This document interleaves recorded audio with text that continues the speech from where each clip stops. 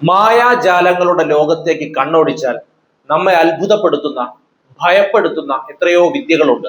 എന്നാൽ നൂറ്റാണ്ടുകളായി ലോകത്തെ മുഴുവൻ മാന്ത്രികരെയും ശാസ്ത്രജ്ഞരെയും ഒരുപോലെ കുഴക്കിയ, ഇന്നും പൂർണ്ണമായി അഴിച്ചെടുക്കാൻ കഴിയാത്ത ഒരു വലിയ മാജിക് ഉണ്ട്. അതാണ് the great Indian rope trick. ഭാരതത്തിന്റെ മണ്ണിൽ പിറവിയെടുത്ത ലോകത്തിലെ തന്നെ ഏറ്റവും വലിയ മായാജാല വിദ്യ.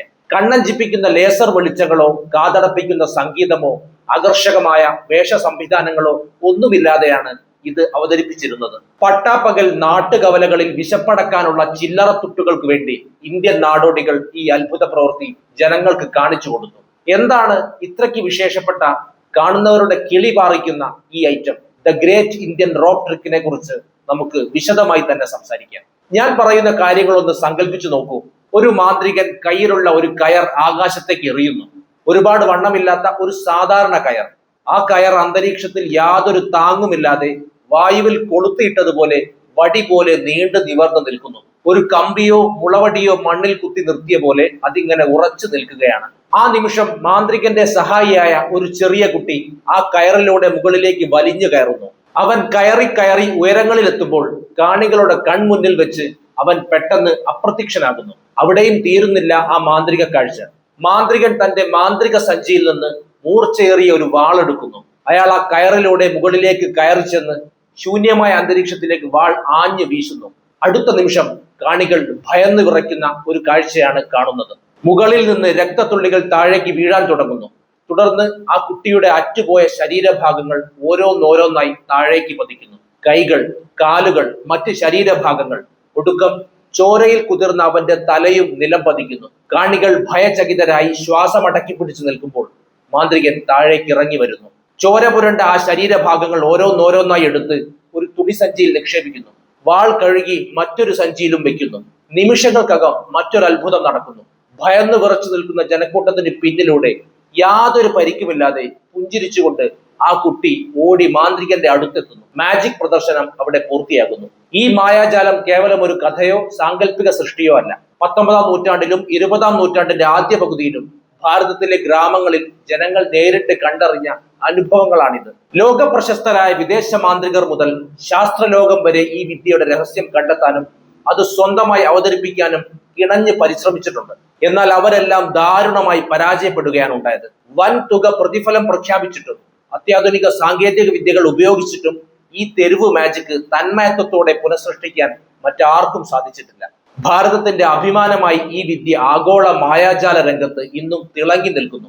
നമ്മുടെ തെരുവ് മാന്ത്രികർ ഈ മാന്ത്രിക രഹസ്യം അത്രമേൽ ഭദ്രമായി സൂക്ഷിച്ചിരുന്നു. അവർ അത് മറ്റാർക്കും വെളിപ്പെടുത്തിയില്ല.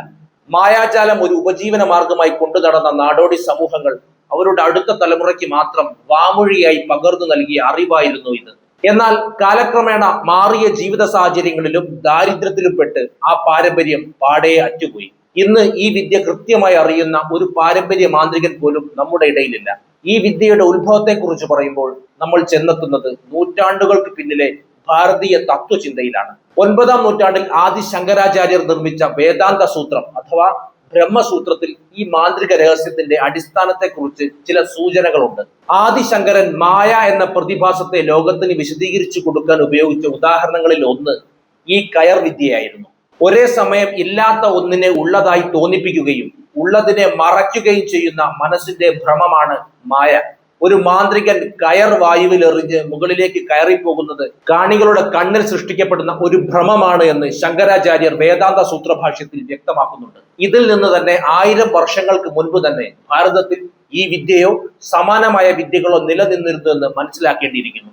ഈ വിദ്യയുടെ മറ്റൊരു പ്രത്യേകത ഇത് നടത്തുന്നതിൽ സൂര്യപ്രകാശത്തിന് വലിയ പങ്കുണ്ട് എന്നതാണ്. അതുകൊണ്ട് ഈ വിദ്യ അടച്ചിട്ട മുറികളിലോ സ്റ്റേജുകളിലോ കെട്ടിടങ്ങൾക്കുള്ളിലോ അവതരിപ്പിക്കാറില്ല. കത്തുന്ന വെയിലുള്ള ഉച്ച സമയത്ത് തുറസായ മൈതാനങ്ങളിലാണ് ഇത് അവതരിപ്പിച്ചു പോകുന്നത്. സൂര്യരശ്മികളുടെ പ്രത്യേക കോണിലുള്ള പ്രതിഫലനവും വായുവിലെ പൊടിപടലങ്ങളും കാണികളുടെ കാഴ്ചയെ ഒരു നിമിഷത്തേക്ക് തളർത്തുന്ന ഒപ്റ്റിക്കൽ ഇല്യൂഷൻ തന്ത്രങ്ങളും ഇതിൽ സമർത്ഥമായി ഉപയോഗിച്ചിരുന്നു.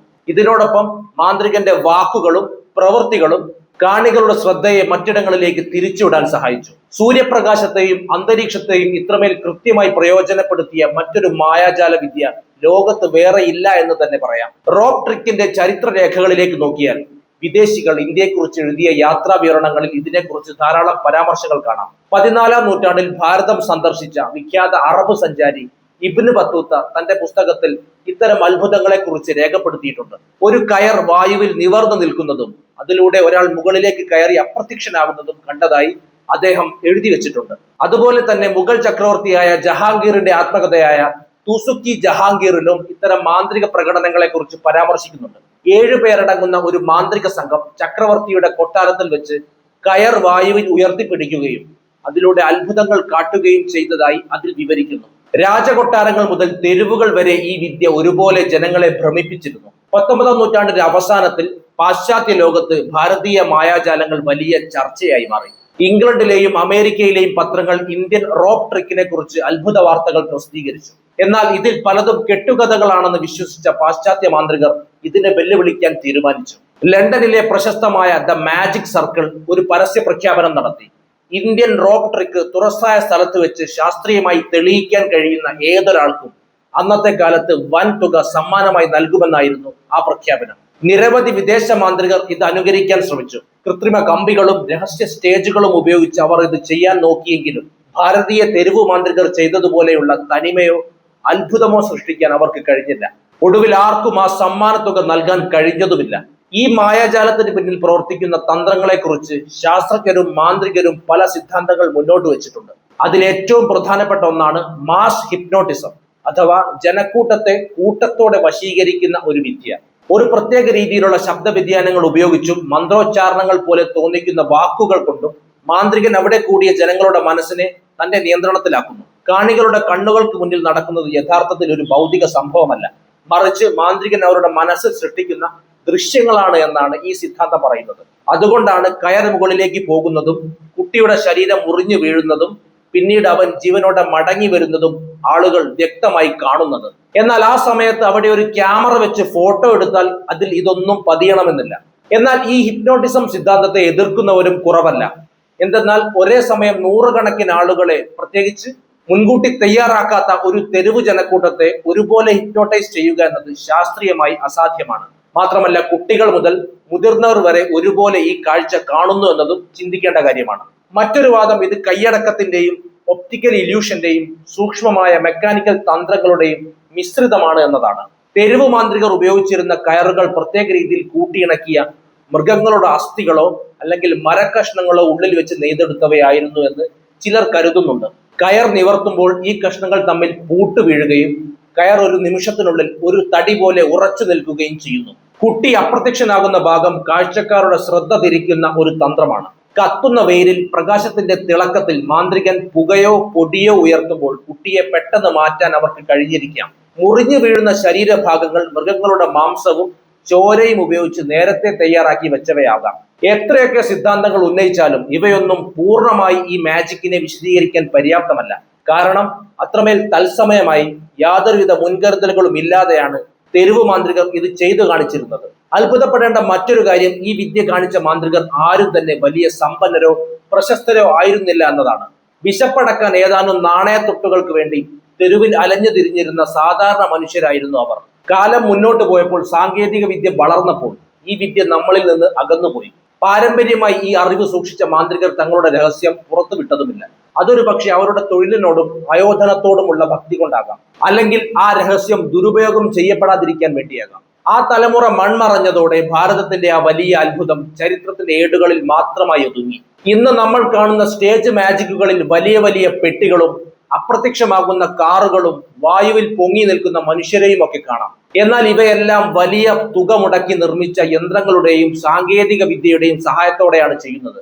എന്നാൽ വെറും ഒരു കയറും ഒരു വാളും ഒരു സഞ്ചിയും ഉപയോഗിച്ച് ലോകത്തെ മുഴുവൻ വിസ്മയിപ്പിച്ച ആ പഴയ തെരുവു മാന്ത്രികരുടെ കഴിവ് സമാനതകളില്ലാത്തതാണ്. ഭാരതീയ സംസ്കാരത്തിന്റെ, ശാസ്ത്രത്തിന്റെ, ആയോധന കലകളുടെ, തത്വചിന്തയുടെ എല്ലാം ഒരു അപൂർവ സംഗമമാണ് the great Indian rope trick. അതുകൊണ്ടാണ് ഇന്നും വിദേശ രാജ്യങ്ങളിൽ ഇന്ത്യൻ മാജിക്കിനെ കുറിച്ച് പഠനം നടത്തുമ്പോൾ ആദ്യമായി തിരയുന്നത് the great Indian rope trick തന്നെയാണ്. ലോകത്തിന് ഭാരതം നൽകിയ ഏറ്റവും വലിയ മാന്ത്രിക സമ്മാനം വരും തലമുറകൾക്കും ഒരു അത്ഭുതമായി തന്നെ എന്നും നിലനിൽക്കും. കേട്ടറിഞ്ഞ കഥകൾക്കും അപ്പുറം ചരിത്രത്തിൽ തിളങ്ങി നിൽക്കുന്ന ആ മഹത്തായ വിദ്യ ഭാരതീയ പ്രാഗൽഭ്യത്തിന്റെ എക്കാലത്തെയും വലിയ തെളിവാണ്. The great Indian rope trick എന്ന അത്ഭുതം ഇന്നും എന്നും മായാജാല ലോകത്തിലെ കിരീടം വയ്ക്കാത്ത രാജാവായി വാഴുക തന്നെ ചെയ്യും. എന്താണ് ഈ വിഷയത്തെക്കുറിച്ച് നിങ്ങൾക്ക് പറയാനുള്ളത്? എന്ത് തന്നെ ആയിരുന്നാലും കമന്റ് ചെയ്യൂ. നമുക്ക് മറ്റൊരു വിഷയവുമായി വീണ്ടും കാണാം. നന്ദി.